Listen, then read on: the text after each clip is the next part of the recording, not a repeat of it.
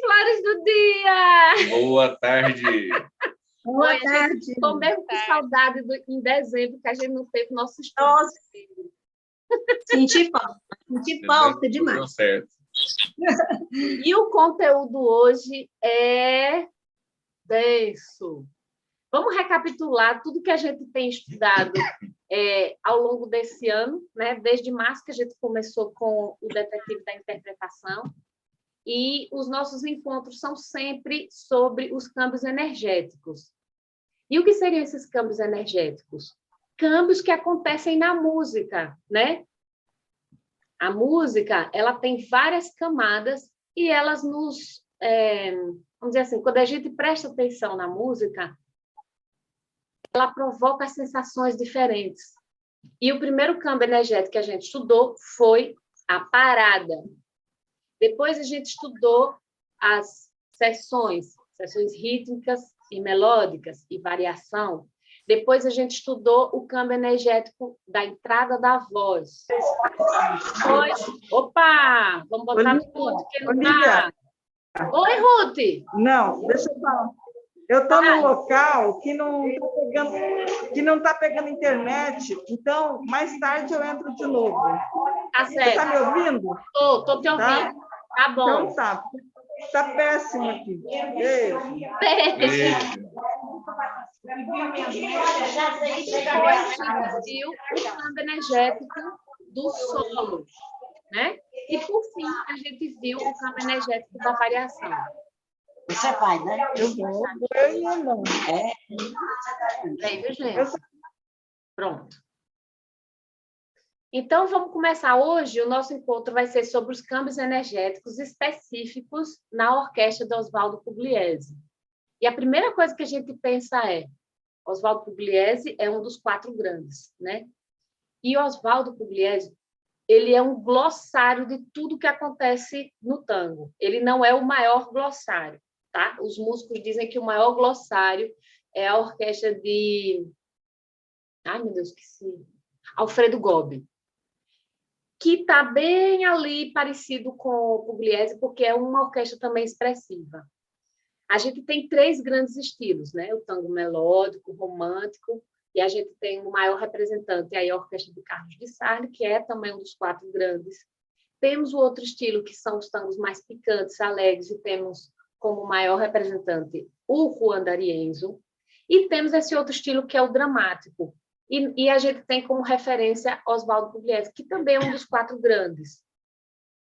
E quando a gente pensa, muitas pessoas pensam que dançar Pugliese é dançar aquela caminhada dramática, e não é, porque Pugliese tem tudo que existe no tango tem na mesma música, quanto mais na orquestra. Então, são muitas coisas acontecendo. E olha que a gente pensa assim, o simples é o mais genial, né? Essa regra não se aplica a Pugliese, porque, apesar de ter tanto barulho, né, de coisas acontecendo, é extremamente maravilhoso e harmônico. Então, vamos começar. A gente tem um planejamento aqui, Nelsinho. Eu vou falar um pouquinho da contextualização da orquestra histórica, e a qualquer momento, se vocês tiverem dúvidas. E, Lúcia, uma boa ferramenta para essa aula é o caderno. Olha, yes! Gente, Lúcia e Alexandre são do Abatango, que é uma associação lá de Salvador que fomenta o tango, e eles têm uma coleção de vinil, que Alexandre me prometeu me apresentar e fazer uma milonga de vinil. Vamos lá. Então, Pugliese, ele nasceu num bairro do sul de Buenos Aires, né? Villa Crespo. E esse era um bairro, o sul de Buenos Aires é onde ficava o povão. Olha que legal isso, porque nos anos 40, as orquestras tinham os seguidores, que nem a gente tem hoje no Instagram. Eles tinham seguidores. Então, quem estava no norte, que era a elite, eram os seguidores de Sarli. Quem era do sul eram seguidores de Pugliese, né? E no centro... Opa, quem foi contigo aí com o microfone aberto? Ana Maria. Ana Maria linda! São Paulo agora, gente!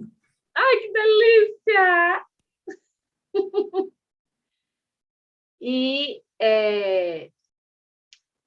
E D'Arienzo lá no centro da cidade.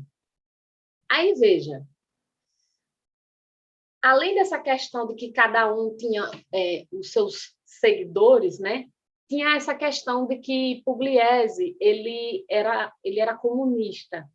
Então, além dos seguidores dele serem pessoas mais do povo, eram pessoas muito, vamos dizer assim, interessadas na política e do comunismo, né?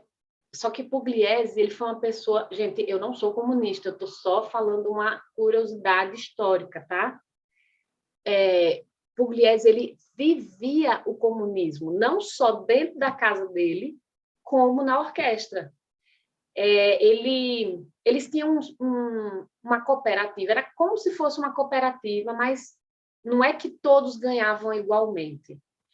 Todos ganhavam igualmente de acordo com cada serviço que eles faziam. Então, quem fazia mais serviço ganhava mais, proporcionalmente. E o Pugliese não era quem ganhava mais. Quem ganhava mais era aquele Ruggiero, que era aquele bandoneonista famoso da orquestra.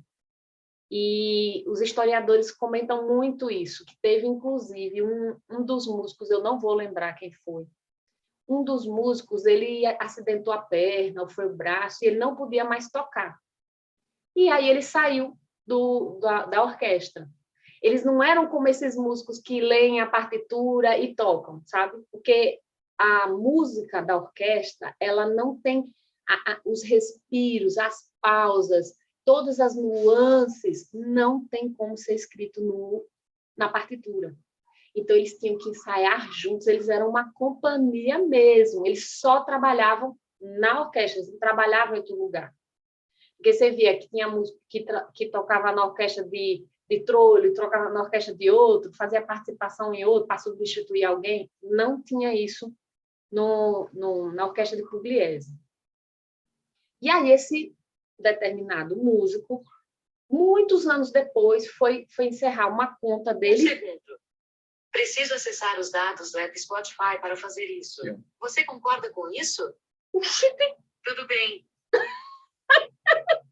Meu celular! Celular conversou Sai com a- daí! Bom, aí ele foi encerrar a conta bancária dele depois de 20 anos e tinha um dinheiro gigante que dava para comprar um carro. E ele não sabia. Ele não sabia. Pois, aí ele foi atrás do maestro, né? Ele falou, maestro, que dinheiro é esse na minha conta? Ele falou, você faz parte da companhia. Então, ele continuou pagando todo mês o músico. Ele não podia mais trabalhar, mas continuou recebendo. Então, assim, é uma curiosidade sobre a pessoa de Pugliese.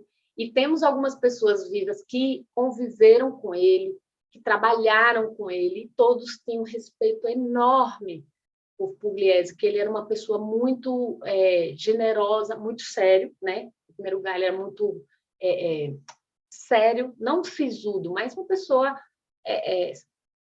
quieta, mas extremamente elegante e generoso. E por conta também disso, das preferências políticas dele, ele foi muito perseguido, né, pelo governo e foi preso várias vezes. Aí a gente tem uma das histórias mais lindas do tango, que é a história do clavel rojo, que é o cravo vermelho. Então, muitas vezes, eles, durante o período dos anos 40, quando a orquestra ia tocar, eles não podiam divulgar, porque senão Pugliese era preso. Então, o que eles faziam? Eles divulgavam entre eles os seguidores, aquele povo que adorava a orquestra e o maestro, óbvio.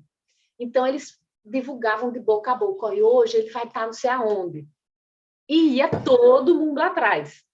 E aí os que antipatizavam, que ficavam sabendo, acionavam a polícia e muitas dessas vezes prendiam Pugliese. E aí o lugar do piano ficava vazio e eles colocavam um cravo roxo em cima do piano e a orquestra tocava sem o piano. Então, é uma das coisas poéticas lindas sobre Pugliese, né? Bom, aí, essa é uma contextualização histórica que faz a gente entender, por exemplo, por que é que a gente dança de Sarli do jeito que a gente dança, por causa da elite lá, na zona norte de Buenos Aires, os salões eram enormes, e Pugliese tocava no sul, naqueles lugares pequenos, de bairro, de esquina. Então, a gente já sente a diferença que é uma orquestra que era muito para ouvir, porque ele foi o genuíno herdeiro de Júlio De Caro. Para quem não lembra, Júlio De Caro foi aquele... Oi, Clarice! Júlio De Caro, ele foi um maestro que revolucionou o tango nos anos 20. Ele trouxe muitas técnicas de orquestração, então ele era um cara que veio do sistema acadêmico. Então o tango antes era tocado por músicos que aprendiam de pai para filho, de amigo para amigo. Então eles não tinham conhecimento técnico de música. E a partir desse Júlio De Caro, o tango veio com músicos que tinham técnica de orquestração, aí vieram técnicas de música da Europa. E aí o que aconteceu? O tango, que era tocado para as pessoas dançarem, passou a ser mais para ouvir, porque a marcação acabava se perdendo. Quando a gente escuta um Beethoven, por exemplo, não tem marcação, né? Às vezes aparece marcação, às vezes não. Porque é uma música mais para ouvir, ou para dançar balé.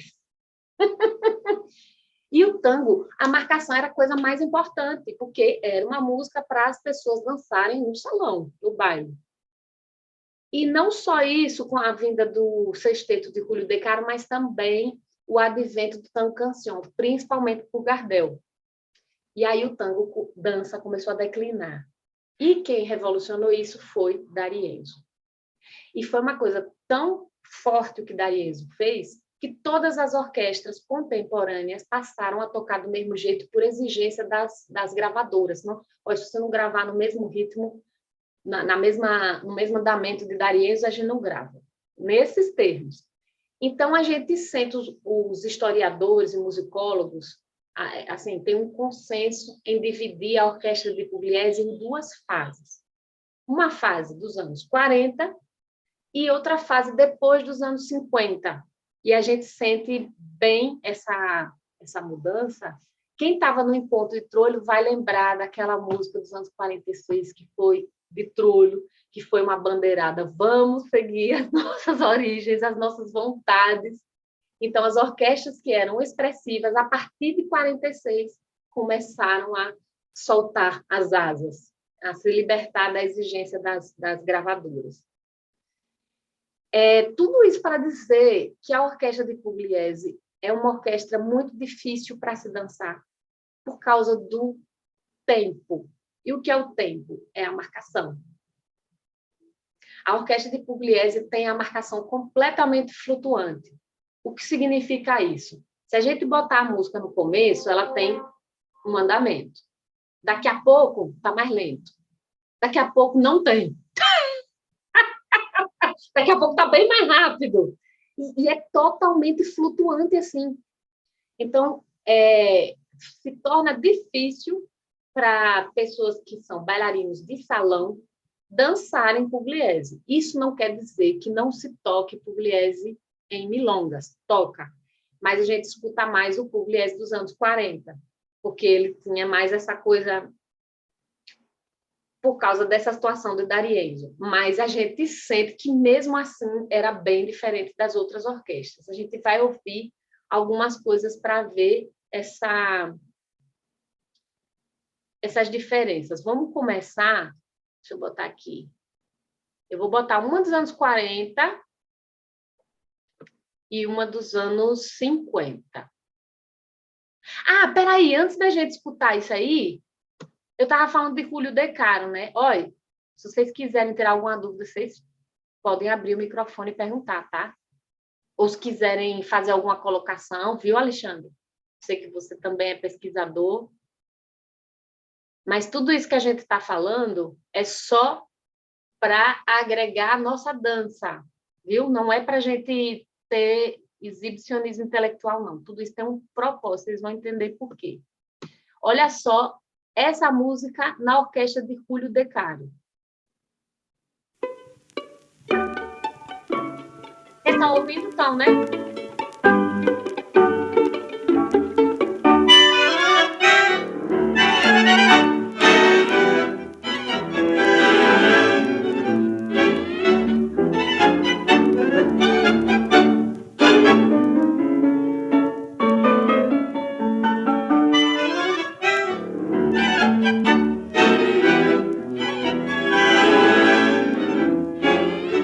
Agora, isso foi do Júlio De Caro. A mesma música, agora com a orquestra de Pugliese, com apenas 10 anos de diferença.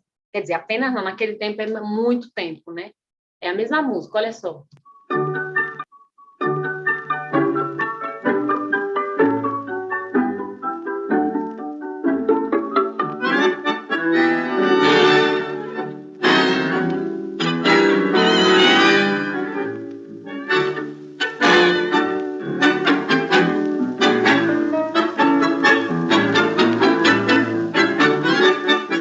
Tá vendo? É muito parecido, é praticamente a mesma coisa, vamos dizer assim, que mais rico, né? Então, ele é o grande herdeiro decariano, por isso que se chama a fase decariana, é por causa de orquestras como Pugliese, mas ele é, por essência, decariano, e ele próprio dizia isso, que ele era decariano. E a gente vai sentir muito esses elementos de harmonia que atrapalham nós como bailarinos, porque a gente está muito preso ao ritmo. A gente tem estudado esses meses todos que é muito importante a melodia. A melodia é o mais importante para a interpretação, porque musicalmente a melodia é mais importante que o ritmo.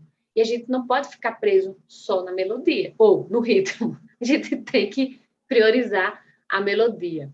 Agora vamos ouvir a diferença de Pugliese dos anos 40 para Pugliese dos anos 50. Vamos ver aqui. Bom, essa música aqui foi de 38, tá? Essa Boedo. Depois eu compartilho a pasta com vocês de todas as músicas que a gente está colocando aqui. Ó.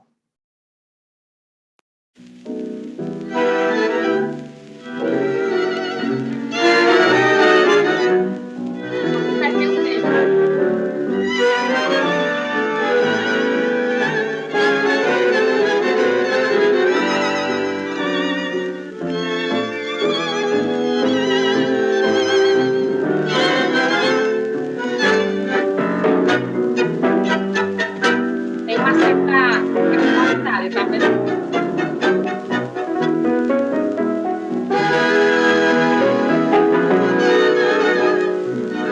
Olha como diminuiu. Perceberam?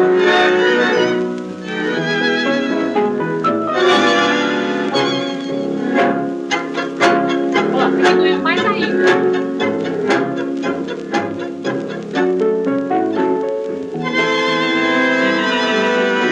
Mas é sutil. Existe uma variação no tempo, porque se vocês pegarem qualquer outra orquestra, assim como Carlos de Sarli, Juan D'Arienzo, botar o Metrônomo. Metrômetro. É de cabo a rabo a mesma pulsação, não varia não. Agora vamos escutar uma dos anos 50. Essa, repare que isso aí foi tempo em que ele foi obrigado assim, em aspas, né? Vamos dizer assim, se enquadrar nas exigências do momento cultural que ele vivia. Olha essa aqui.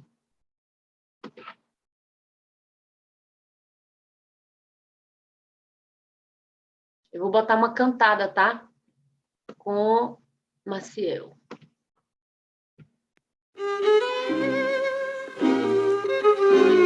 Olha o tempo.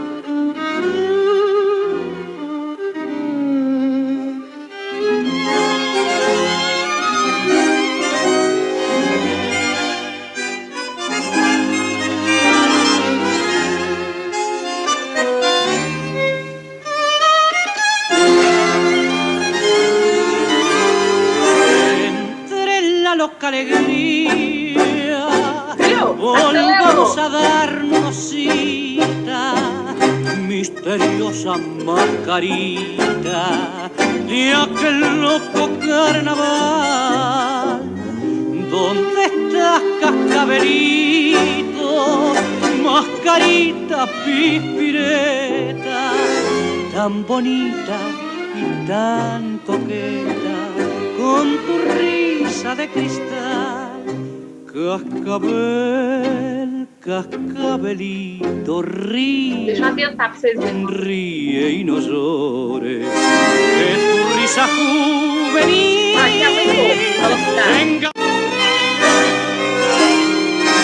Mascarita misteriosa, por tener mi alma suspensa, me ofreciste en recompensa tu boca como un clavel. Vai diminuindo. Cascabel, cascabelito, ríe, Aumentou. ríe y no llores, que tu risa juvenil Não tem nada. tenga perfume de tus amores, cascabel, cascabelito. E aí, o que é que acontece? Quando isso acontecia, os bailarinos, na época, e agora, o que é que a gente faz? É claro que a dança, gente, evoluiu muito, não só o tango, mas todas as danças, né? Até o balé clássico. Tem estudiosos para desenvolver a dança, a técnica e tudo mais. Essa coisa de dividir técnica de caminhada para melódico, técnica de caminhada para rítmico, técnica de caminhada para dramático, é uma coisa recente, porque você via que existiam estilos.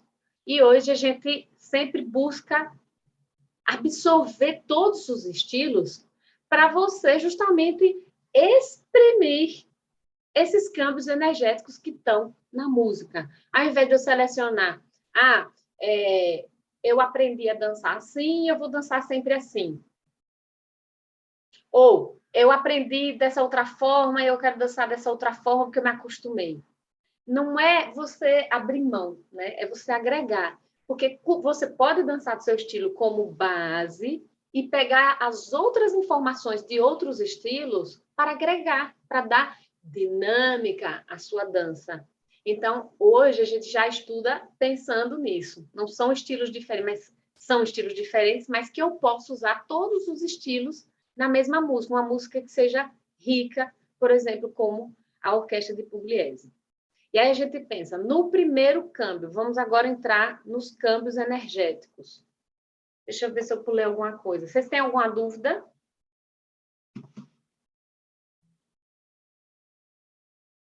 Quando você fala em agregar estilos, você está falando do quê? Disso, por exemplo, tem gente que gosta de dançar com o corpo do canjengue. Tem gente que gosta de dançar com o corpo da milonga. Tem gente que gosta de dançar com o corpo do tango rítmico. Entendeu? Só que se você for dançar com o corpo de canjengue, um pugliese, você estará completamente incoerente com o que a música propõe. Quer dizer, vou reformular essa frase, porque pugliese tem tudo. Se você dançar o tempo todo com esse corpo, você vai estar incoerente com o que a música está propondo. Porque o que acontece na Orquestra de Pugliese é que são câmbios energéticos muito rápidos. Quando eu falo de rápido, é que são curtos. Então, eu tenho um compasso de uma coisa, no outro compasso já está acontecendo outra coisa, daqui a 2 compassos é outra coisa. Então, embora pode ser numa coisa lenta, numa coisa melódica, mas muda muito rápido de uma coisa para outra, entendeu? O marcato, por exemplo, a gente vai estudar se der tempo hoje, senão a gente passa para o mês que vem. Tem todos os tipos de marcato que a gente imaginar, porque o povo fala assim, o marcato de Pugliese é a jumba. Não, gente, pelo amor de Deus, não é. Claro que a jumba é de Pugliese. O jeito de fazer essa marca, porque a jumba é o quê? É o marcato em 4, lógico, onde ele acentua o 1 e o 3, que são os tempos fortes, de maneira exagerada. É isso que é a jumba. Exatamente. O tango é uma dança muito rica para a gente se limitar num corpo só. E falando assim, tecnicamente, o tango, ele tem, no mínimo, 3 corpos diferentes, e eu não estou colocando nessa lista aí o corpo do canjengue. Se a gente botar o corpo do canjengue, são 4. Então, nós temos um corpo específico para dançar o tango melódico. Por que eu falo de corpo? Porque a projeção é diferente. A conexão é diferente, o abraço é diferente. Então, é como se você estivesse dançando forró e o outro corpo é o corpo do samba. Então, a gente tem o corpo do tango melódico, temos o corpo do tango rítmico e temos o corpo do tango dramático. E se a gente pensar em canjengue, é outro corpo totalmente diferente, que é muito claro, né? O corpo é apilado e o braço para baixo. No mínimo, a gente já observa isso, né? A gente não pode falar mais sobre isso, porque, sinceramente, eu nunca estudei canjengue e não tenho interesse em estudar, tá? Mas quem tiver interesse, eu posso até indicar colegas que trabalham com isso. Então, a gente não pode falar muito sobre isso, porque a gente não conhece mesmo. Mas, de certeza, concordando com você, o tango é uma dança de improviso e muito rica. Então, requer que a gente tenha um ouvido sensível para sentir esses campos energéticos e ajustar o corpo. Porque, minha gente, numa música dessa, você ficar de cabo a rabo pisando do mesmo jeito, pelo amor de Deus, que porre! Aí, para dar uma variadazinha, o povo fica botando passo. Minha gente, passo. Grace está falando, e ainda tem o tango oriental. Olha, eu também não conheço, Grace. Deve ser. E tem o tango de competição, né? Que é o tango do esportivo. É totalmente diferente também do tango argentino. Então, assim, tem vários corpos. É totalmente diferente. É muito diferente o abraço, e algumas figuras não faz. Por exemplo, não faz cruze. E várias coisas. Trabalha em outra estrutura. Olha que curioso, né? Porque, por exemplo, quando a gente vai dançar o tango, a gente pensa, vou dançar o tango argentino. Você não vai pegar uma referência do tango de competição para botar um câmbio energético. Ok, até pode ficar interessante, por que não, né? Tudo em favor de deixar o tango mais aprazível para quem dança e para quem vê também. O objetivo é esse, gente. Os câmbios energéticos no nosso corpo servem para dar dinâmica. E o que é dinâmica? Tudo que não é mono. Tudo que não é estático. E aí, quando a gente dá dinâmica à nossa dança deixa de ser monótona, monocromática, né? E... Olivia? Sim. Oi. Você falou, só para eu me posicionar aqui, você falou que o de Sarli está mais no norte de Buenos Aires e está ligado à elite, que o D'Arienzo está ligado, que o Pugliese está mais no sul e é mais popular. E o D'Arienzo, que está no centro, como seria o nível socioeconômico? Não é que é mais popular, é do povo pobre, do povão, o Pugliese. O D'Arienzo, ele era o pop, sabe? O famoso que ia uma boiada toda. Então, era assim como ponto de encontro, mais dos jovens, sabe? Aliás, todos eles eram jovens, né? Quem ia para dançar. Mas quando você pensa em de Sarli, eram pessoas mais famílias, né? Porque o que acontece? De Sarli, ele era conhecido como o senhor do tango, mas não porque ele era velho, é por causa da elegância extrema, não só da música, mas do jeito dele de ser, do jeito dele agir, entendeu? Então, o do D'Arienzo, respondendo a sua pergunta, era mais do povo, assim, do povo no sentido do popular que você falou, não de pobreza, entendeu? Mas onde todo mundo queria ir. Tanto que ele tocava no Chantecler, que é aquele famoso cabaré gigante. E para que ele tocasse, repara, o sucesso da Arienzo era tão grande que para ele tocar, ele exigia que outras 5 orquestras tocassem antes dele. Imagine. Então, a magnitude da coisa. Então, ele movia muita gente. E o núcleo de Pugliese era menor, eram pessoas politizadas, eram pessoas que eram de bairro pobre, entendeu? Então, tinha essas diferenças. E isso também se expressa na forma de dançar, né? Voltando para o que a gente estava estudando dos câmbios energéticos. Porque se você está num lugar muito cheio, vocês já viram uma foto, tem no Google, uma foto do Chantecler num dia de D'Arienzo. Vocês já viram? Gente, não dá para a pessoa, é assim, uma do lado da outra, era muito lotado, o lugar era gigante. Então, assim, como que você vai dançar num lugar desse? Né? Você tem que ajustar a forma de dançar. A própria música já sugere um outro tipo de mover-se, né? Porque a música é cortada e aí sim, a gente hoje já estuda essa forma de dançar sempre com pisa-corte com cortes, né? Então, aí, peraí. Pisa-corte, tchaca, tic-tac, mas tudo muito pequenininho, né? De Sarli, a gente tinha que andar, tinha, né? Na época, que andar com passos muito amplos, deslizando pelo chão, porque senão caía. E Pugliese tinha essa pegada muito dramática, então meio que eles misturavam. E aí vem uma outra curiosidade sobre a forma de dançar Pugliese, isso nos anos 40, porque vinha do povão e dos bairros pobres. Quem vivia nos bairros pobres? Eram os compadritos, eram aquelas prostitutas que, do começo da história do tango, estavam lá nas periferias.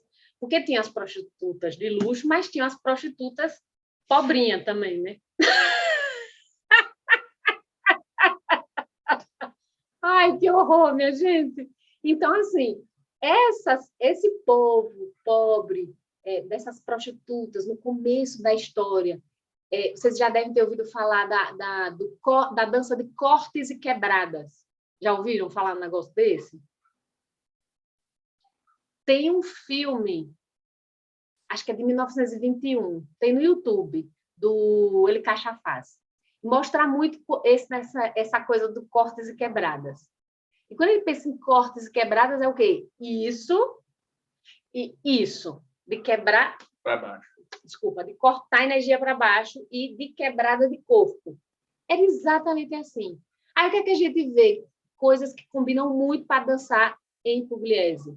Eles faziam muito corte. Sabe esse corte que quando a gente faz... Vamos mostrar, meu amor, aquele corte que faz um outro. Olha só, peraí.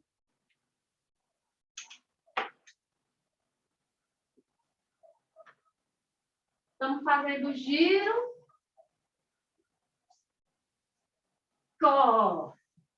Já viram isso? Isso aí, eles dançavam muito ali nos bailes onde Pugliese tocava. E combina muito. Porque quando você faz um corte, você faz o quê? Um acento. Estou aqui, lá, lá, lá, lá, lá. Tem um acento.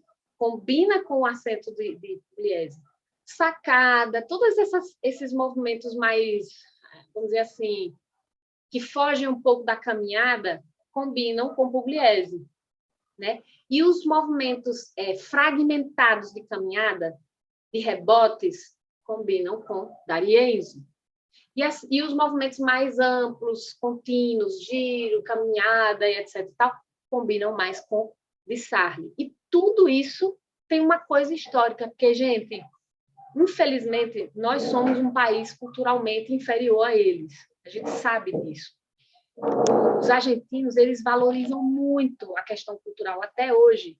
Então, eles têm esse respeito a todas a tradição. E virou tradição. Você dança D'Arienzo dessa forma, você dança Di Sarli dessa forma, você dança Pugliese dessa forma. E não quer dizer que a gente não possa misturar as coisas à medida que a gente encontra sessões. Por que a gente começou a falar de sessões? Por causa de Horácio Salgán. Horácio Salgán foi...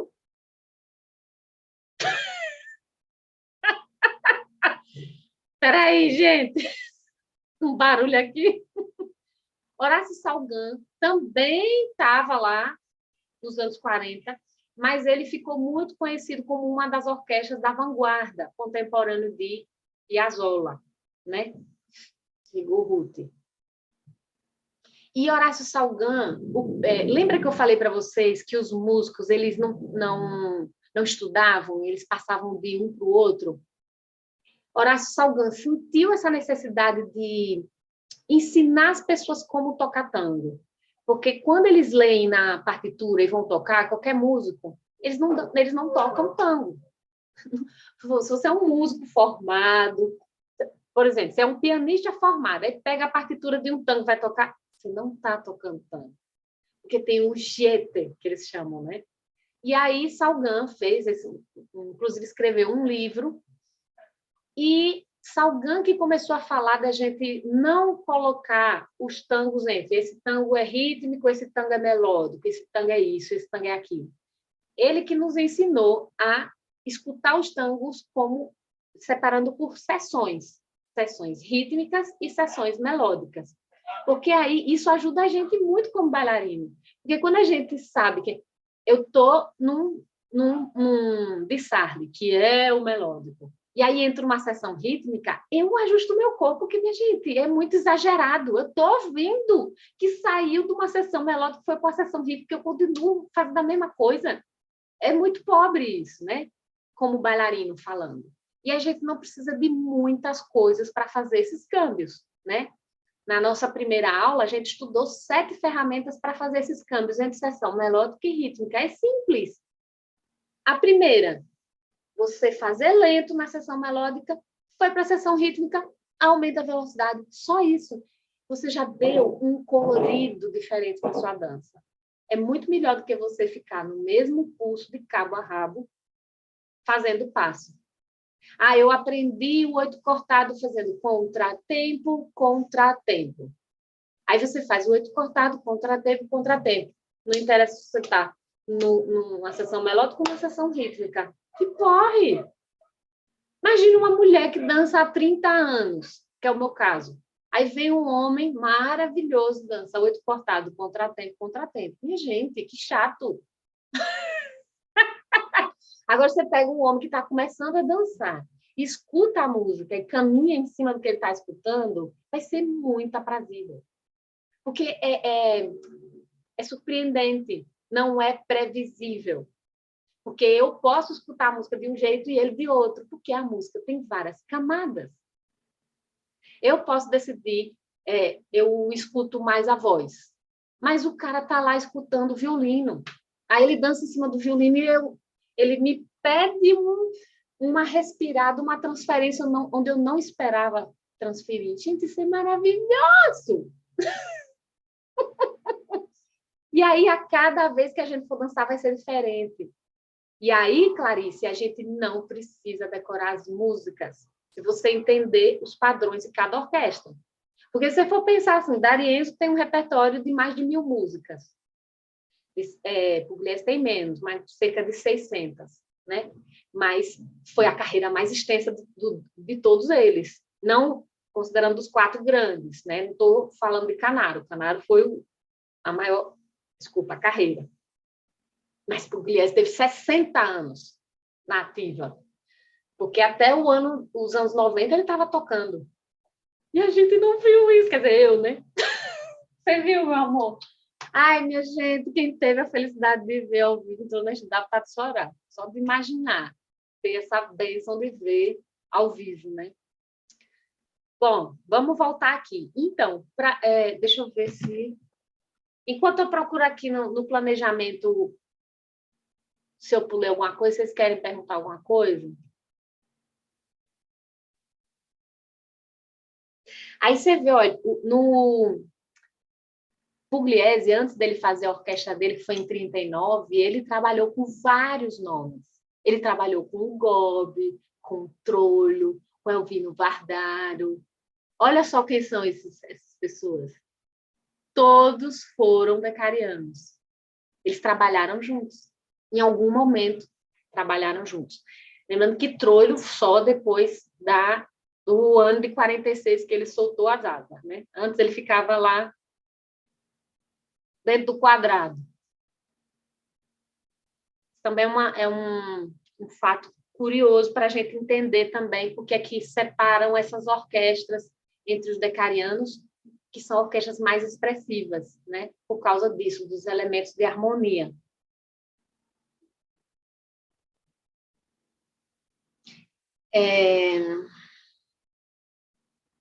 Aí, quando a gente vai para esse momento de 1946, que foi um ano muito emblemático do tango, o Pugliese compôs uma trilogia, né? Eles falam que é uma trilogia que foi um divisor de águas entre as fases de Pugliese, que é a fase dos anos 40 e a fase dos anos 50. Porque dizem que os anos 40 é de 36 a 46, né? E tem gente que diz que é de 35 a 45. Então, nesse ano de 1946, aconteceu muita coisa. E em 46, foi quando Pugliese compôs a Jumba, que é o que marca esse estilo dele. Vamos ouvir. Tem mais um comentário aqui, deixa eu ver o que é. Isso, Grace, exatamente. Comparando, Darienzo era como se fosse um rock and roll.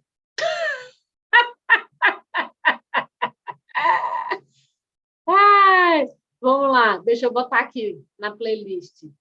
Eu me esqueci o que eu estou procurando. La Jumba. Olha só, a gente estava para aquelas músicas lá. Aqui. E aí, o que é que começa a aparecer?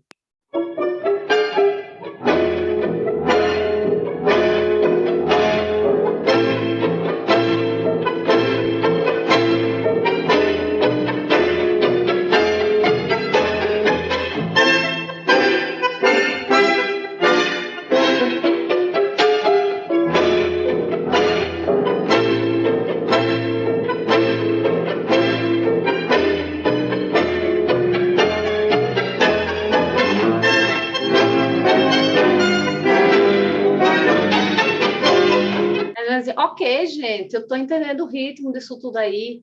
Só que nesse pedacinho de música ele mudou 4 vezes a marcação para coisas diferentes, não só a Jumba. Aí que a gente vê, nossa, aí tem realmente algo diferente. E aí, por que eles dizem que é a fase nova de Pugliese? Porque ele encontra a Jumba. E tanto que ele coloca o nome da música de Jumba. Mas não é que ele encontra, ele já tinha encontrado esse exagero da marcação e ele pedia para os músicos que exagerassem. E ele falava assim, Jumba, Jumba. Quando ele pedia para os músicos para darem esse punch na música, e aí deram o nome de Jumba para esse momento de exagero. E para acontecer a Jumba, porque assim, exagero a gente também tem de Sarli. E é no 1 e no 3 também. Mas não é igual a Jumba, é um exagero diferente. A gente escuta chá, chá, chá, não é? No de Sarli. Chá, chá, chá.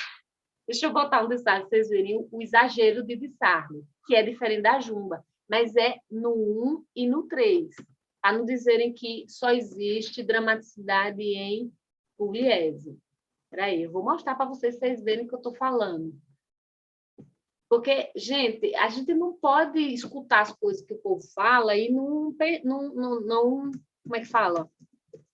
Não procurar saber se o que a pessoa está falando procede, porque às vezes muitas pessoas repetem o que escutam sem entender o que estão falando, né? Olha só, vamos botar essa.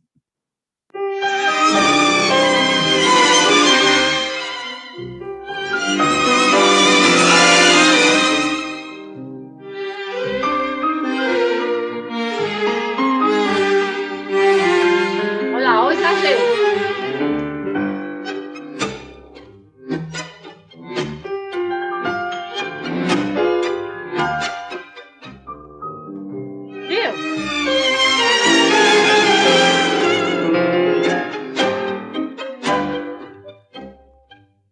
essa é uma das principais características de Sarli, é o exagero. É um contraste e esse exagero na marcação do hino 3.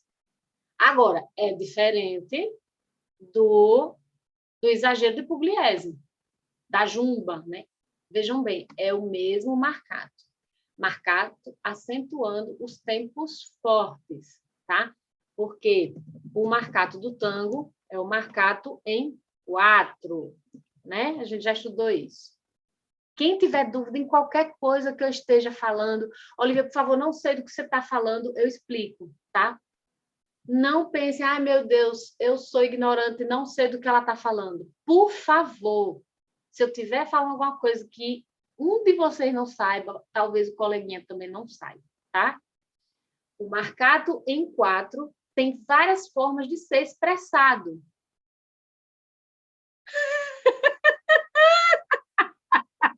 Ana Maria! É verdade, Ana Maria. Gente, olha o comentário da Ana Maria, que tem que fazer expressão facial, sabe por quê? Porque você vai fazer aula de musicalidade com aquele povo assim. Vamos escutar assim, que o pai põe a música. A pessoa faz. Cadê, minha gente? Será que ela ouviu mesmo? Como é que a pessoa vai entender onde está assim? Ai, Ana Maria, você é muito engraçada. Vamos lá. Mas você é marcante, desde que eu te conheço. A gente fixa, não esquece, nunca mais. É para entender. Olha, Grace está falando do balé, os olhos também dançam. Pois é. Parado. Bom, vamos seguir. Aí a jumba, olha a jumba aqui, que ela é tão exagerada, é um exagero desse marcato no hino 3, que eu estava falando do marcato. O marcato, eles podem acentuar as 4 batidas igualmente, eles podem acentuar o 1 e o 3, que são os tempos fortes, podem acentuar o 2 e o 4, incomum, mas existe. Naquele pedacinho a gente ouviu. Podem acentuar só, não acentuar, só tocar o 1 e o 3. Podem acentuar só o 1, igual o Cinho falou. Então, tem muitas formas de fazer esse marcato. Alguns fazem isso, ó, 1, tchá, 1, nanã, ou 1, 2, tchá, nanã, sabe? Cada orquestra tem a sua forma, característica de fazer o marcato.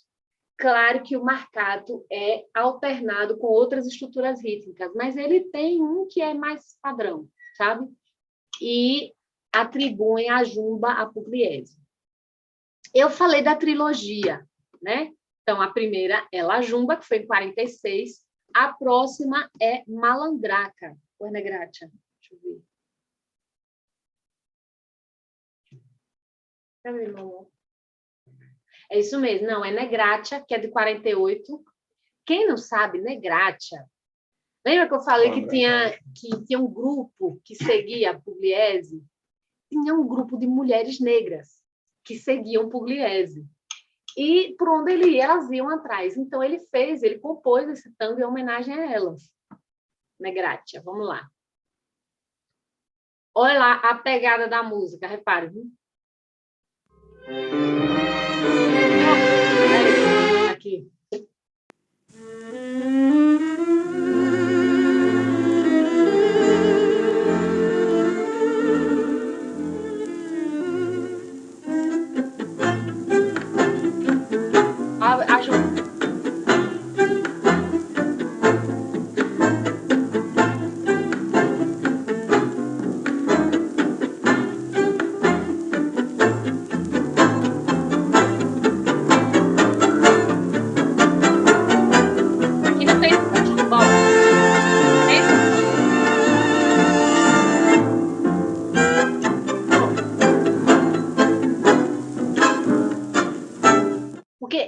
Dessa trilogia, e a outra é Malandraca, não tinha jumba. Tinha o marcato no hino 3, mas ele não tinha a jumba, que é esse exagero dele, né? Ó, aqui é Malandraca, não tem nada, ó. Marcato em 4. Em 4.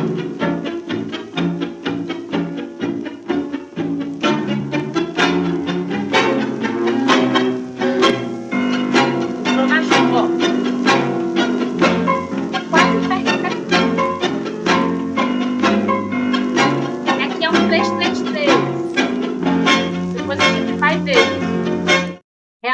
não vai dar para a gente ver tudo de Pugliese hoje, porque nem começou a falar de como a gente vai se expressar na orquestra, botar no corpo, né?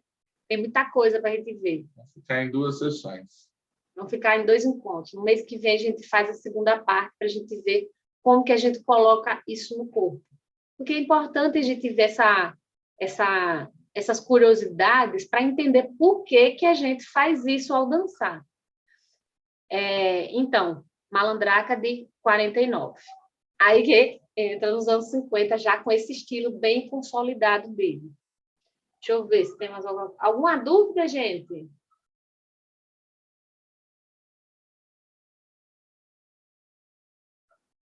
Não, né? E qual foi a aceitação dele com essa inovação tão grande? Como é que é, Clarice? Como é que é? A aceitação entre o público e os músicos. Ele foi logo aceito, foi rejeitado, essa mudança grande de abordar o ritmo? Não houve rejeição, não, porque quem começou foi Troilo. E Troilo era muito respeitado. Troilo era tido como um menino prodígio, mesmo pelos contemporâneos, porque a maior parte dos gênios são reconhecidos pós... Como é que fala? Pós o quê? Que chama no latim? Pós-mortem. Pós-mortem. Obrigada, Clarice. Troilo, não. Troilo, ele era um gênio e todo mundo sabia. Então, Troilo começou, então, quem tinha aquela vontade de se soltar, se soltou junto. Entendi. Então, não houve rejeição, não. E eles realmente tinham aqueles seguidores. No caso de Pugliese, era mais do que admiração à música, era aquela questão ligada à política, né? Bom, vou pular a questão aqui dos cantores, para eu falar dos cantores na hora que é de falar dos câmbios de voz, tá?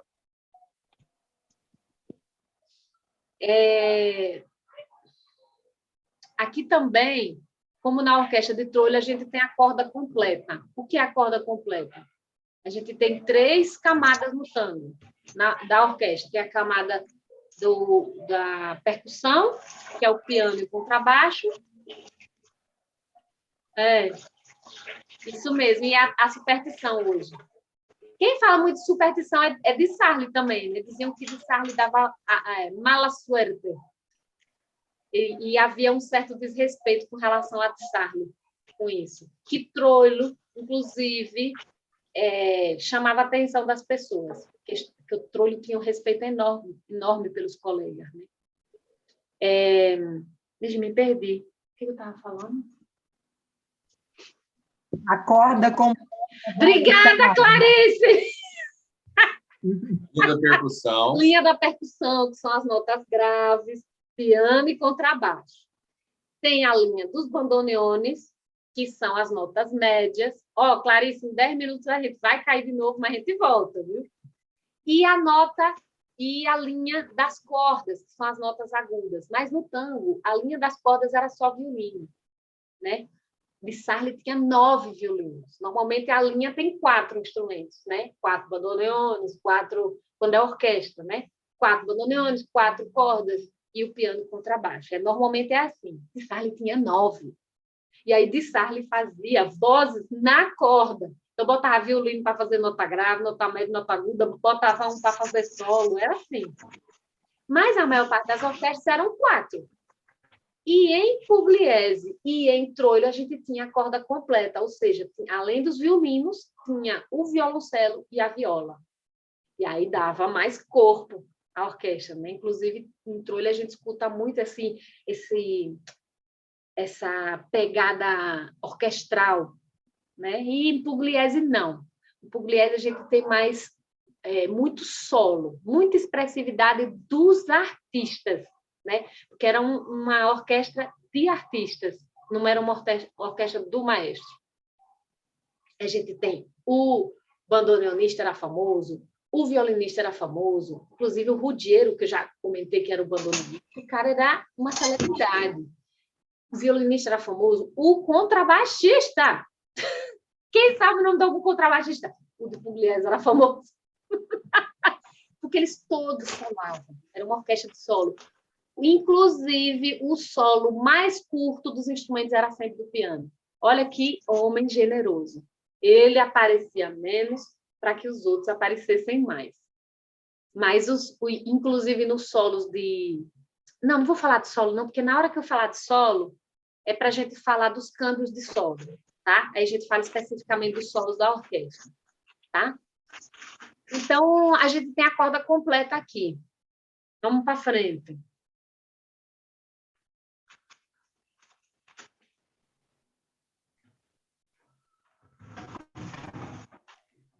Ok, então vamos lá. O primeiro câmbio energético, que é o câmbio da parada. Vamos escutar aqui um tango de Pugliese e ver como é difícil a gente identificar as paradas. Então, lembrando que a parada é quando a orquestra termina uma frase e entra em outra. Então, quando a gente vai treinar a parada, né, a gente recomenda que treine parada na orquestra de Carlos de Sarli e parada com corte na orquestra de Juan D'Arienzo. Depois que a gente sentir que o nosso corpo faz a parada, aí a gente começa a praticar isso nas outras orquestras, porque elas são mistas. No caso de Pugliese, a parada ela é uma coisa indefinida, gente, porque tem horas que você não sabe se parou. Dá dúvida, às vezes eu penso, não, aqui é uma parada. E o Ursinho pode achar, não tem parada. E pior, né, não é só isso, né? Quando acontece parada, quando volta? Quando que a parada acabou? Então, vamos ouvir. E tudo isso para a gente entender que, em questão de parada, a gente não precisa se preocupar tanto se eu estou fazendo a parada no lugar certo. O importante é o quê? Fazer a parada. Deixa eu pegar uma dos anos 40 primeiro. Aqui, ó.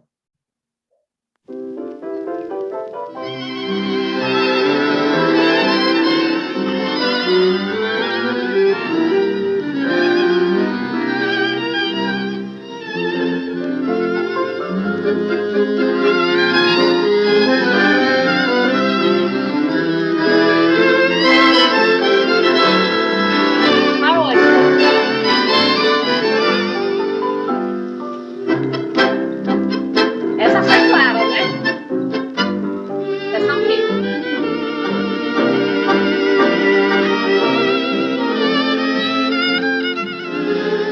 Que é isso? É parado ou não é? Não tem marcado.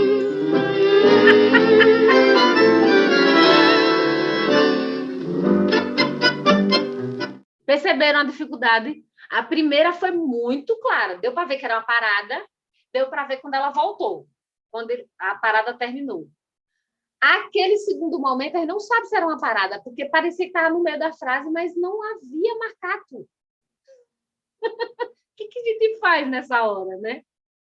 Aí que a gente recomenda, a gente, quando eu falo a gente, somos eu e o Ursinho, tá? Porque interpretação é uma coisa muito pessoal, tá?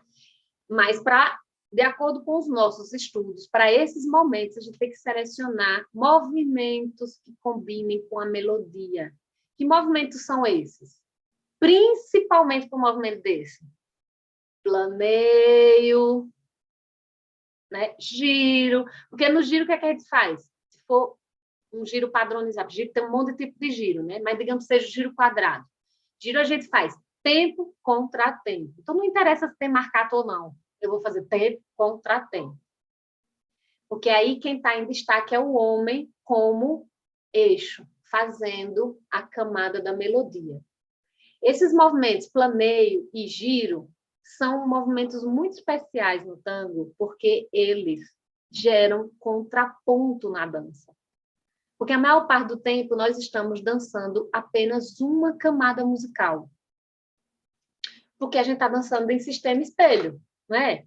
O que o Ursinho faz, eu vou fazer ao contrário, né? Se a gente está encaminhada, o Ursinho pisa com a direita, eu com a esquerda, se a gente tiver em sistema paralelo. O Ursinho pisa com a esquerda e eu com a esquerda, se estivermos em sistema cruzado. De qualquer forma, estamos fazendo uma camada só. Estamos pisando igual, né? No Rainha do Adorno, vocês viram, quem está no Rainha do Adorno, que a gente pode gerar adornos de qualidade, pisando igual. Eu piso com outra qualidade que a dele, e aí eu gero um contraponto e podemos, os dois, fazer duas camadas musicais. Porque somos duas pessoas, a gente não precisa estar o tempo todo fazendo uma camada só. Agora, esses movimentos específicos, eles geram esse contraponto. E é lindo, porque a gente faz uma riqueza maior na dança. Porque o homem está, no caso do giro, o homem é melodia e a mulher é marcato. E no caso do planeio, se for o planeio, a mulher adornando, porque tem o planeio em que o homem adorna, é o oposto, né? Quem está sempre com uma perna só é melodia, e o outro que está caminhando é o marcato. Então, são movimentos muito especiais que a gente pode usar nesses momentos específicos.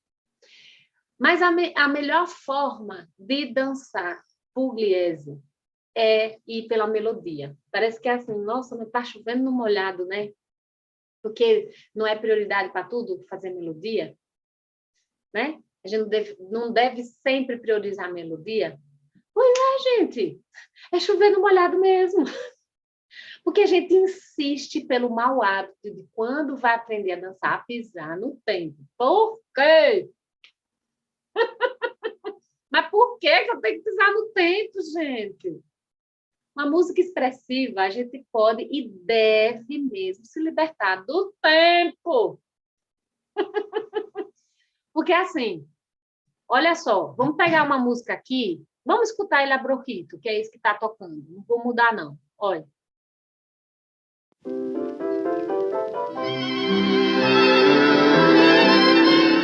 pensar no marcado. Não tem marcação aí.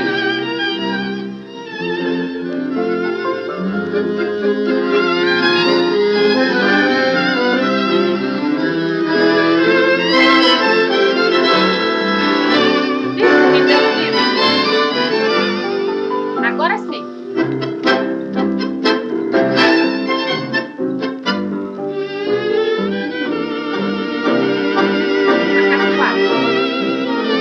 Parou.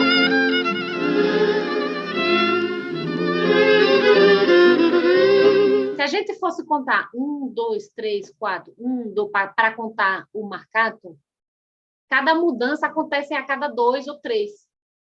Às vezes mais rápido. E a gente não sente. Quando o marcato entra, quando o marcato sai. Não dá para sentir, gente. Então, assim, escolher dançar no tempo é dar um tiro no pé. Então, o que a gente faz? Vamos para a melodia. Vamos agora só prestar atenção na melodia. Olha como vai ficar fácil. Em respeito ao maestro D'Arienzo, a gente, como bailarinos, pela evolução do estudo, da dança, a gente não dança mais D'Arienzo daquela forma que eles dançavam. A gente dança como padrão. Só que a gente agora estuda esses mesmos câmbios energéticos. Eu acho que é a orquestra que a gente vai estudar por último, né? Que a gente já estudou de Sarli e Troilo. D'Arienzo vai ser a próxima. Aí vocês vão ver que de uma coisa simples, tem muitas camadas. Não tem camada como Pugliese, não tem. Mas tem muitas camadas. E aí a gente sai daquilo do... Porque se a gente pegar o forró, por exemplo, a gente está estudando tanto tango. A gente foi para Aracaju escutar o forró. A gente estava foi comer caranguejo e tinha um trio lá tocando ao vivo. Uma moça arrasando no acordeão, eu achei a coisa mais linda. Aí eu comecei a prestar atenção, mas, gente, quantas camadas! Tem parada, tem corte, tem o solo, igual ao tango. E é uma dança completamente popular. Só que a gente faz o quê? Dança só na camada do ritmo. Sorvetão. Desperdício, né? Uma música riquíssima e a gente, na nossa dança, expressa como se fosse uma dança pobre. E é isso que a gente está buscando com o tango. Respeitar a riqueza musical e trazer essa riqueza para o nosso corpo. Então, só para concluir aquele... Peraí, Só para concluir o que a gente estava falando, olhe como na melodia, se a gente escutar pela melodia, vai ficar fácil agora para dançar. Repare, viu? Ó.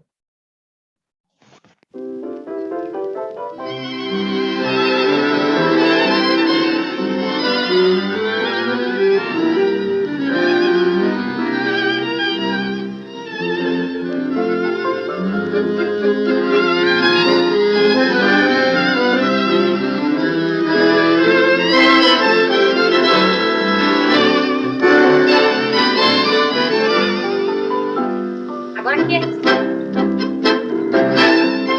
Alô?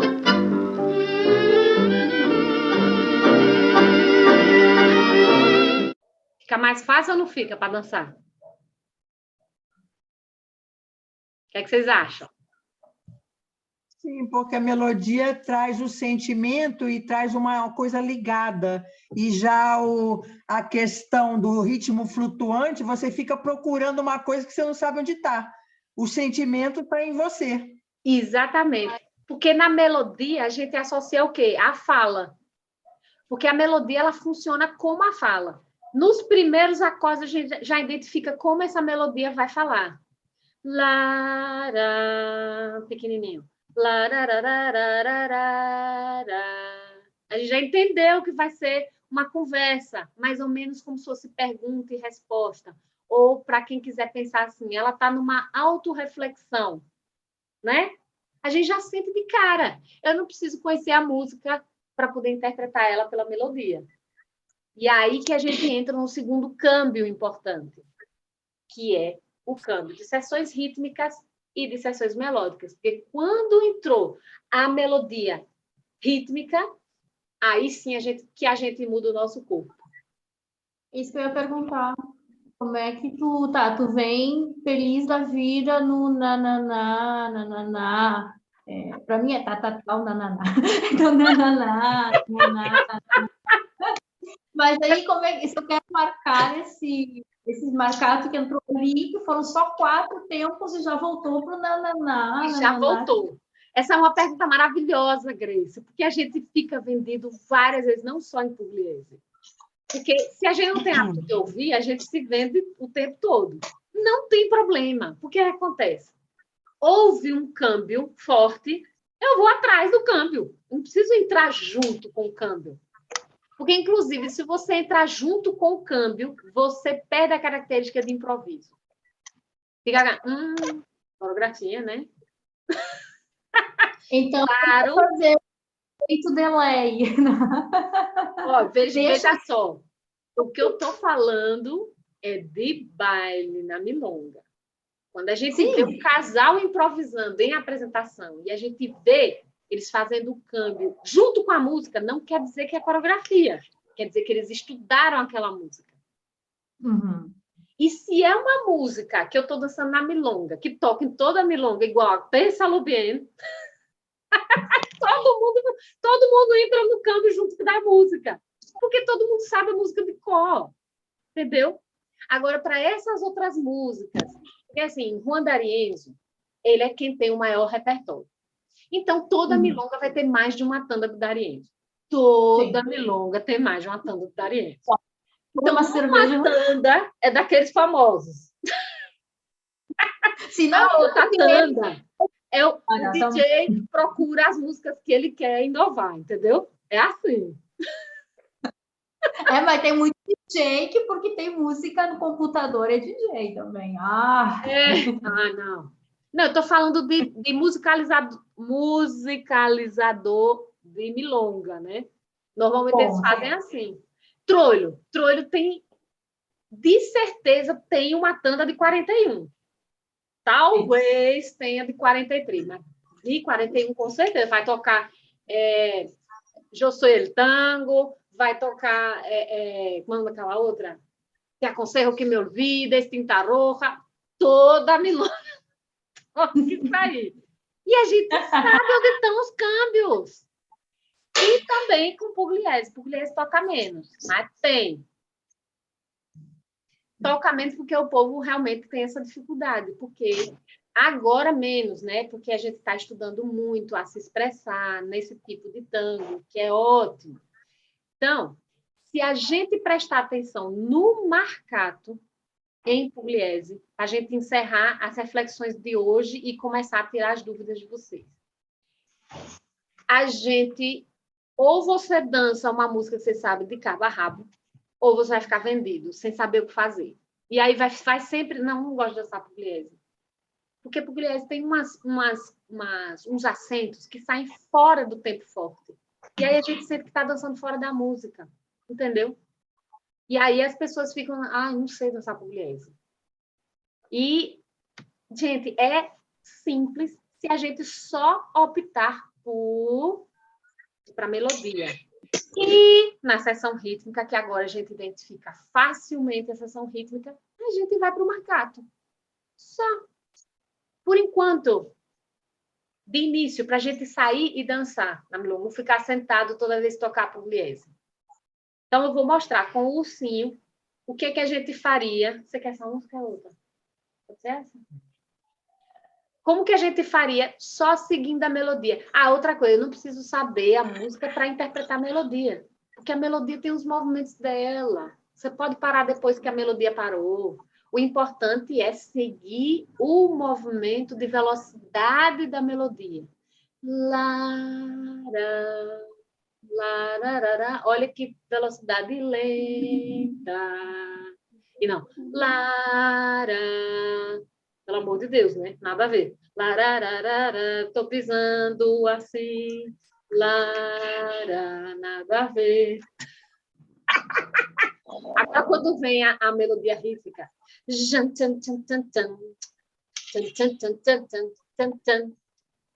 e aí a gente muda a qualidade da pisada também. É aqui que a gente vai mudar para a pisada dramática, quando tem a seção rítmica. Claro que eu posso usar também a técnica do tango de D'Arienzo, óbvio que eu posso usar, mas a gente usa mais a técnica do tango dramático, que é aquele do golpe da pisada. Então, vou mostrar um pouquinho com o ursinho essa leitura só pensando na melodia. Sabe por quê? Aí que vem o truque para a dificuldade que nós temos de ouvir a parada. Ó, o truque, gente. Se a gente vai pela melodia, quando a melodia para, a gente para.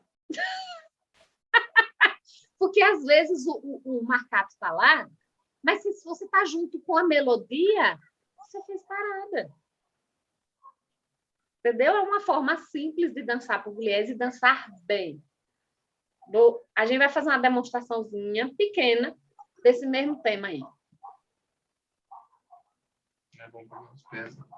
Deixa eu ver.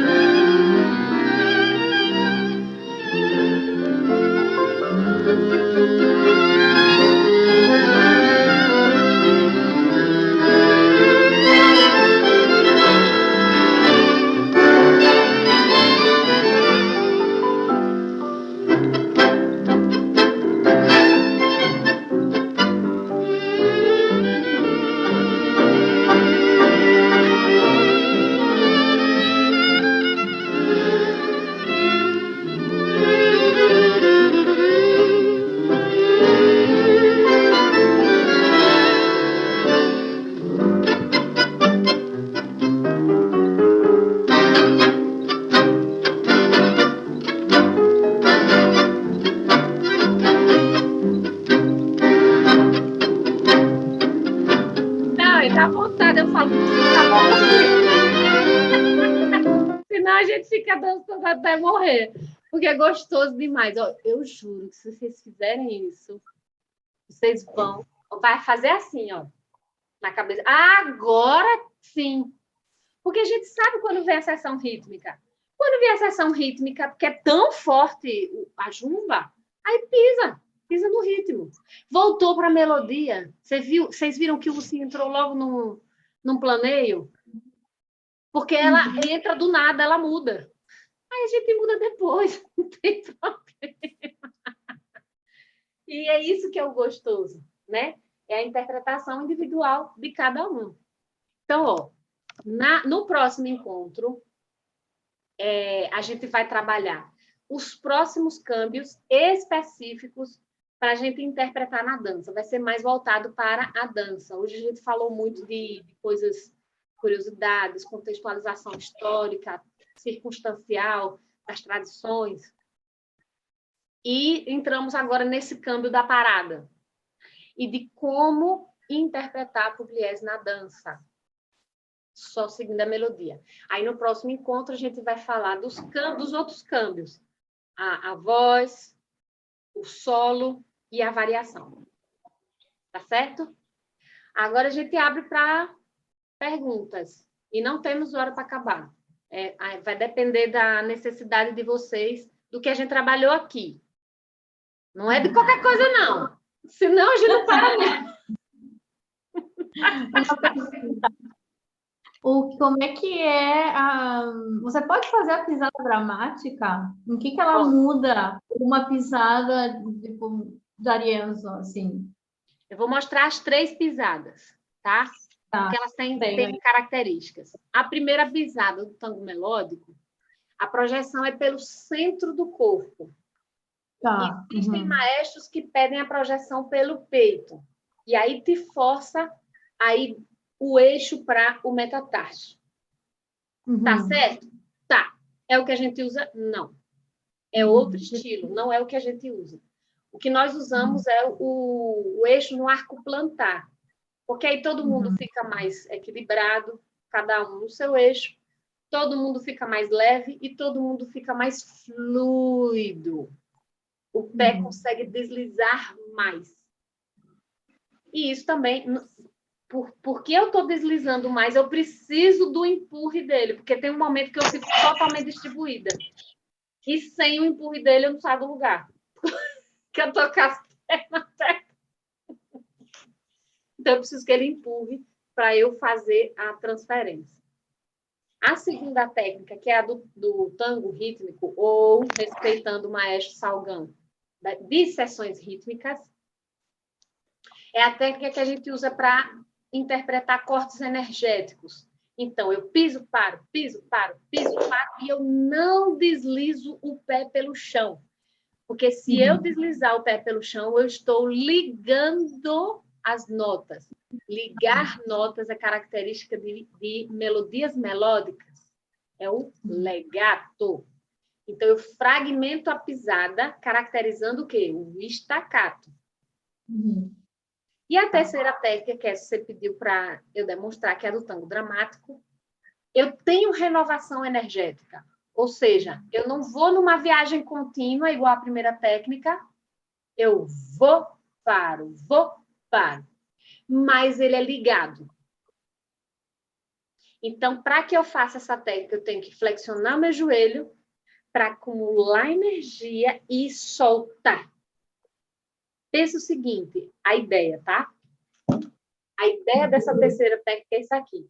Se eu torcer esse pedaço de pano, gera isso. Se eu torcer um pouquinho mais, gera isso.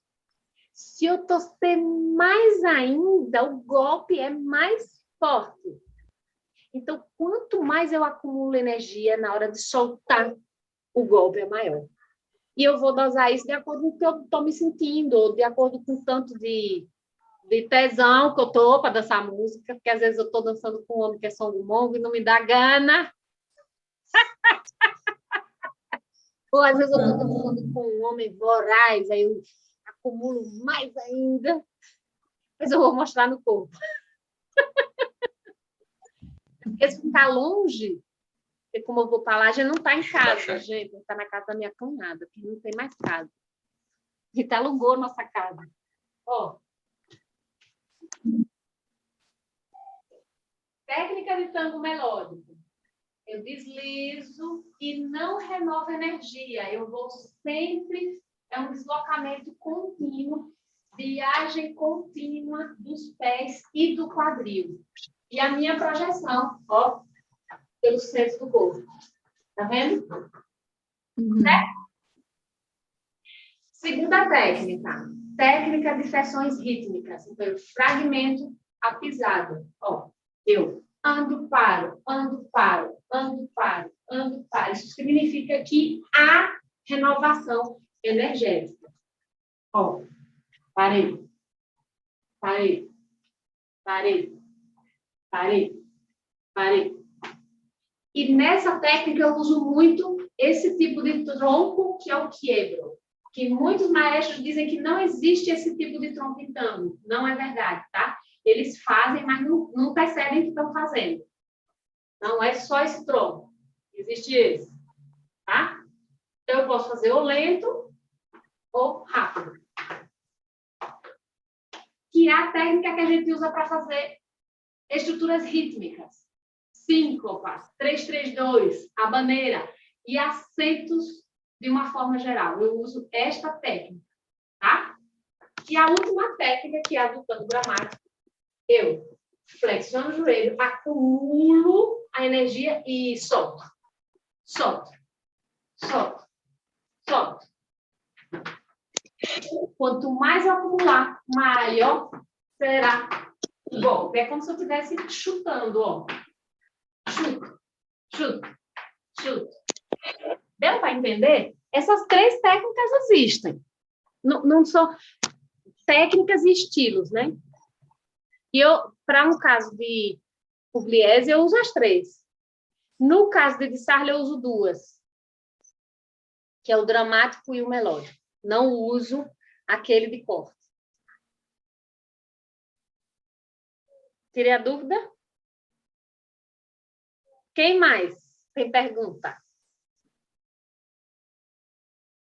Ih, eu esqueci. Esqueceu, Edna? Eu ia perguntar uma coisa, mas eu esqueci.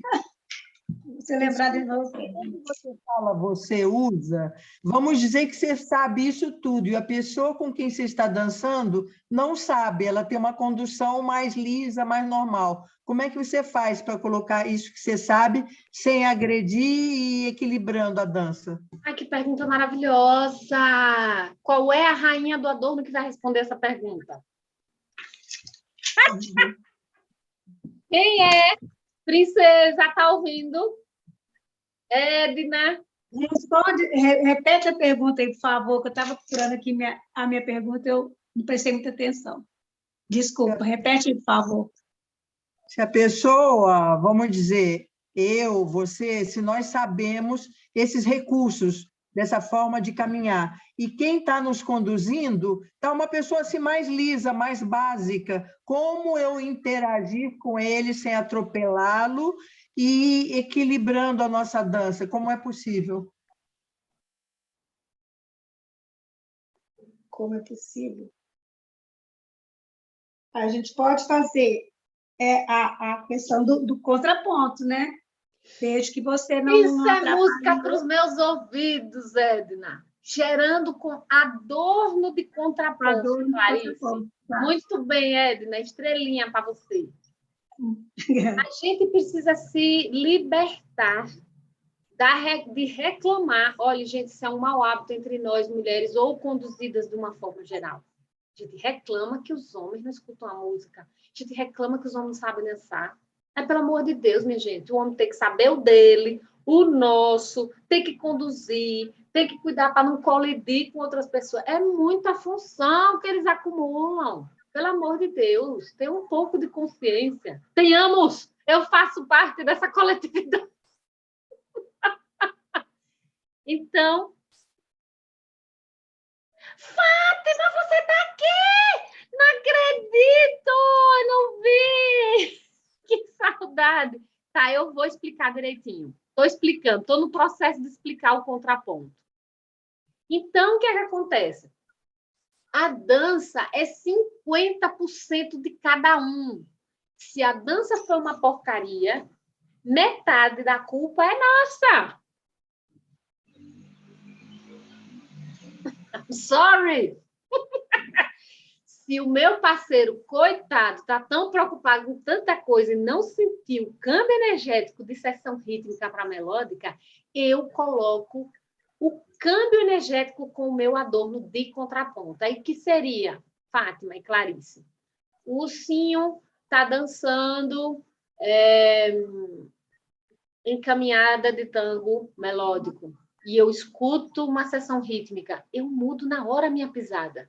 Isso não vai fazer com que eu perca a conexão com ele, Clarice. Eu mudei a qualidade da minha pisada. E sabe o que é lindo? Fica mais bonito do que se ele tivesse mudado. Porque gera o contraponto. A gente faz 2 camadas. Isso a gente tem que começar a exercitar. E como que a gente faz isso? Ouvindo. Estudando e ouvindo. Porque a gente precisa ter tanto isso no corpo para não precisar pensar. Porque se pensar, se concentra na dor e perde a conexão. Esse é o maior problema. A gente tem que trabalhar muito sozinha, não só ouvindo com o pé, viu? Pisando. Mudou! Muda a qualidade. Mudou de novo. E façam isso com orquestras diferentes.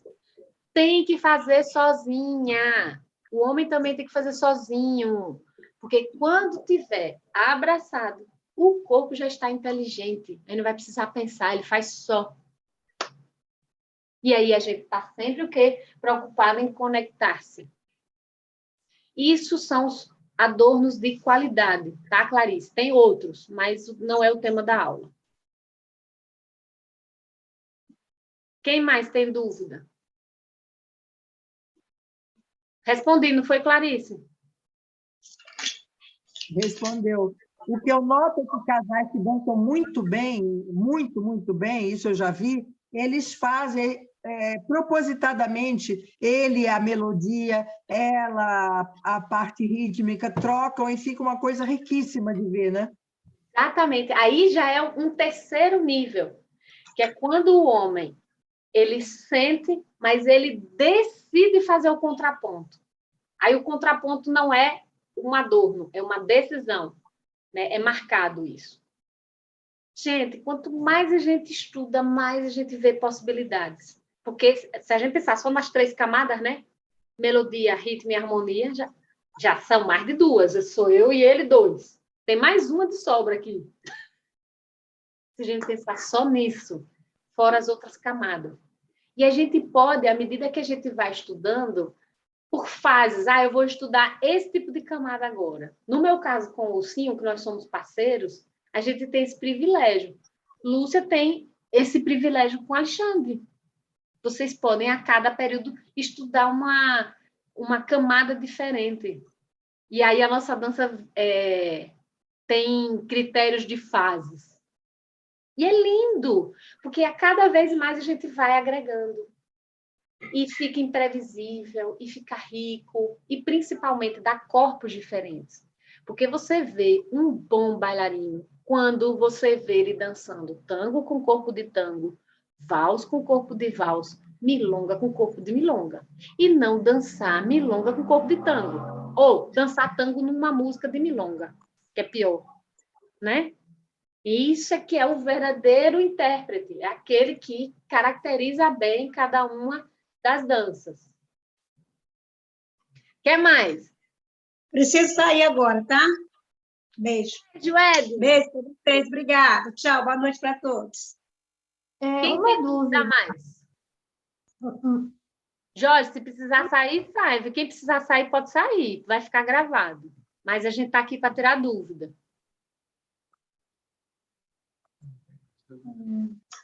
Uma dúvida. Eu nunca soube resolver com Pugliese, tá? Eu sou muito baixinha e meu professor sempre dizia mais largo o passo, com mais empurre, com mais tamanho ao final é o passo básico no Pugliese, na melodia mais comum dele, assim, no o tamanho do passo é o tamanho do passo que ele te pede. Não tem um tamanho específico. O condutor. Hã? A música ou o condutor? O condutor. O condutor que vai definir o tamanho do seu passo. Porque se você pega um homem pequeno, um homem grande de perna curta, é um tipo de passo. Mas vou reformular esse raciocínio aí, porque está errado. Você ganha em tamanho de passo com 2 recursos. Se for numa sessão melódica, empurrando com o pé de base. Enquanto você empurra com o pé de base, o outro vai deslizando. Porque, olha, você há de convir comigo que há uma limitação óssea aqui. Olha. O máximo que meu passo é isso aqui. Então, o maior eu tô o quê? Basculando. Agora, se eu empurro com esse pé de base, ó, aí eu vou até... Por isso que eu mencionei da necessidade do homem me empurrar, porque tem um momento que eu fico distribuída. E aí eu preciso do empurre dele para transferir. No caso da técnica do dramático, qual é o outro recurso? No melódico é esse, do pé de base para empurrar e o outro deslizar. No tango dramático, qual que é o recurso? O tamanho da flexão do meu joelho. Olha aí, olha o tamanho do passo como fica. Agora, se eu fizer assim, eu diminuo. Ó. E a mesma coisa, eu empurro também com o pé de base. Assim, não tem muito a ver com o tamanho da perna ou o tamanho da pessoa. É o tanto de atenção que você dá. Me treinavam a zumba e diziam mais, como que eu tinha que me espichar o que eu nem alcançava. Não existe isso. Eu sou baixinha, não posso dançar com um homem alto. Empurra com o pé. Usa o pulo do pé. Porque eu ouvi muita gente ter essa dúvida de homens altos que diminuem o tamanho do passo. Não precisa diminuir o tamanho do passo. É a mulher que tem que empurrar. Não tem isso de perna curta ou de mulher baixinha. E nem também de homem alto e de homem de perna curta. É empurre. Mas muito boa essa pergunta, hein, Grace? Porque muitas pessoas se questionam a mesma coisa. Quer mais?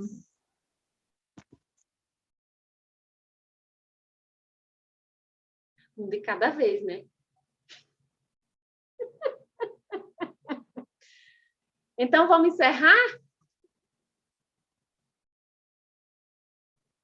Acho que Lúcia está discutindo alguma coisa com a Alexandre, decidindo se vai perguntar ou não.